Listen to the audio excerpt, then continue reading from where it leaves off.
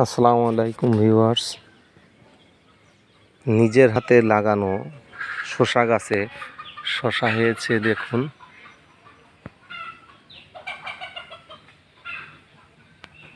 তো নিজের হাতে লাগানো গাছের শসা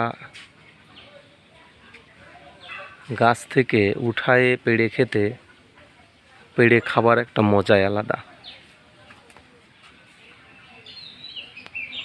আর তা যদি হয় অনেক